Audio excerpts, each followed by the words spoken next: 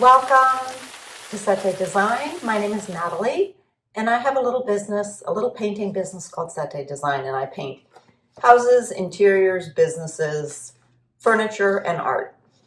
And today, I'm not going to teach you how to paint something. I'm going to tell you the uneventful story of the Christmas claw. Now, when I was younger, and my baby girls were actually baby girls, we lived in a palazzo, a medieval palazzo on a river called the Little Mouse. The space that the girls and I lived in was all that you could dream of. The walls were 2 feet thick. The ceilings were very high. The huge rooms opened up with French doors. Everywhere was French doors, wooden and glass, like with a glass panel. And we had a balcony that looked out onto the river and onto a medieval wall. And you could sit or walk on this wall. And I sometimes would go to just lie on the wall and gather some wisdom from antiquity, much like you would do walking in a redwood forest, which I did growing up in California. So I've always been a forager. I grew up in a forest. And so I would collect things on my way home from school.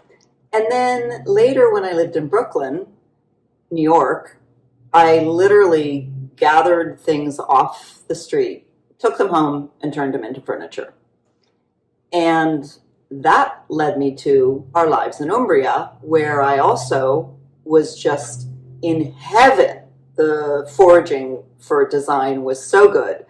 There would be marble top bedside tables or olive picking ladders or Art Deco dressers, amazing design left on the streets. And I would balance it on top of my bicycle and, make my way home.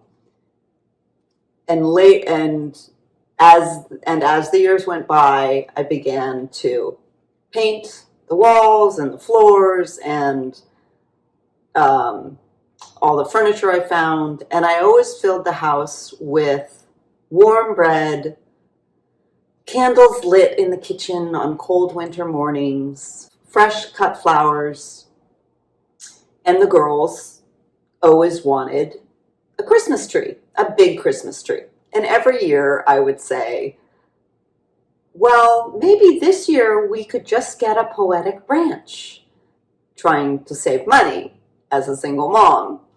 And the girls would say, no, Mom, please, please, please, please, we must have a tree. Could we just have any kind of Christmas tree? And in Italy, they have the roots and the earth, and you try and buy this sort of a live tree that every year we basically would move out onto our balcony and then kill later in the year.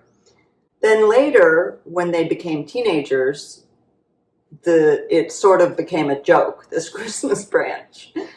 And I would try and torment their preteen brains a little bit by trying to suggest that we just have a branch.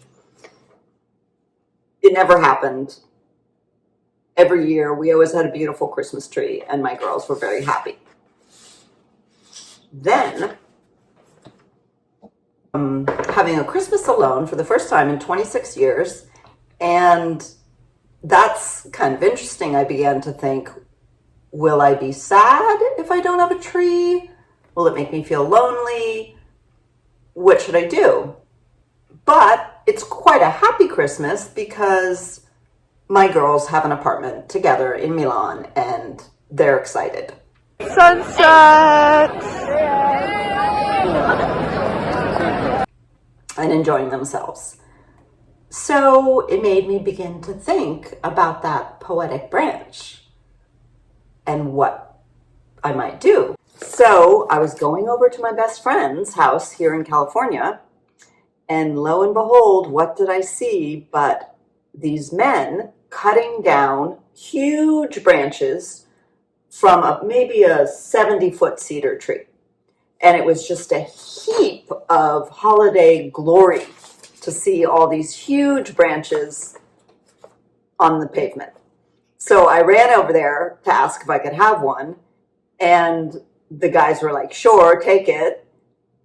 And then the moment I was grabbing this huge branch, I was thinking, how am I going to get this massive claw-like branch into my car? And I did. And then later that night, I was driving home, and it was a foggy night, and I just was giggling to myself, thinking, I am going to be very happy with this Christmas claw.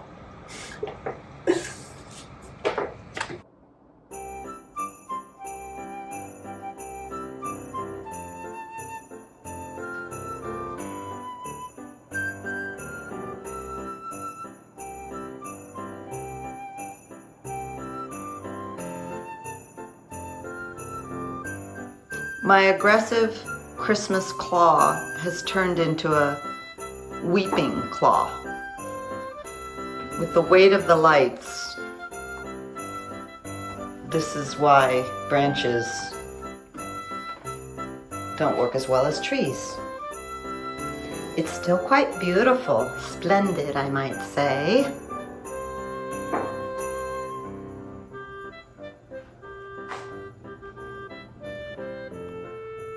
Cappuccino. Looks like Christmas morning with all the wrappings. And those are all from the ornaments. Isn't that pretty? Here we go. The Christmas claw in all its glory. It's now reaching out a hand of peace. The claw has turned to a hand of peace. And I now wish and pray for peace in the world. All over the world, let there be peace.